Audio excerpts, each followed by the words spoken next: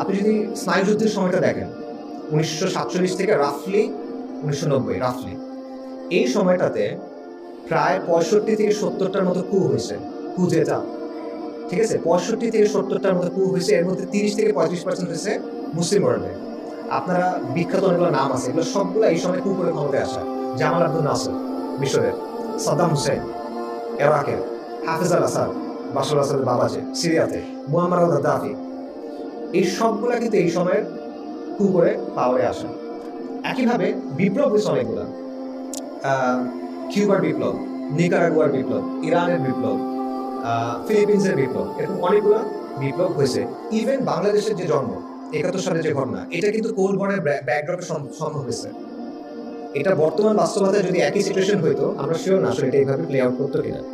ওই স্নায়ুযুদ্ধের বাস্তবতার কারণে স্পেসিফিকলি এটা আপনার অনেকেই জানার কথা যে সোভিয়েত রাশিয়া কিন্তু ভারতের পক্ষে ছিল, রাইট? ওই জিনিসটা একটা বড় ভূমিকা রাখছে।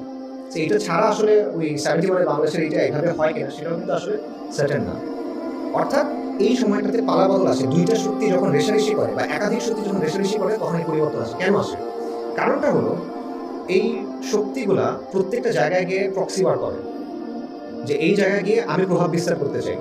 সো সে যখন প্রভাব বিস্তার করতে চায় সে ডিরেক্টলি বেশিরভাগ সময় আসে না। ডিরেক্টলি আসা মানে কি, তার সেনাবাহিনী বিমান বাহিনী সবকিছু নিয়ে আসে, এটা তারা করে না। তারা কি করে, ওই জায়গার কোনো একটা গ্রুপকে সমর্থন দেয়। সো আমেরিকা কাউকে সমর্থন দিত, রাশিয়া কাউকে সমর্থন দিত, রাইট?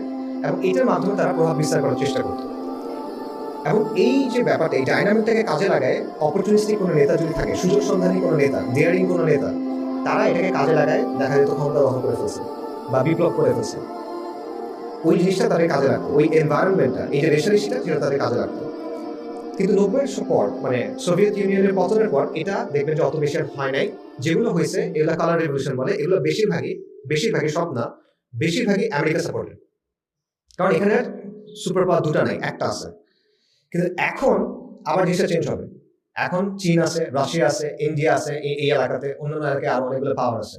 এবং তারা কিন্তু এই সেম জিনিসটা আবার করবে, রেশারেশিটা করবে।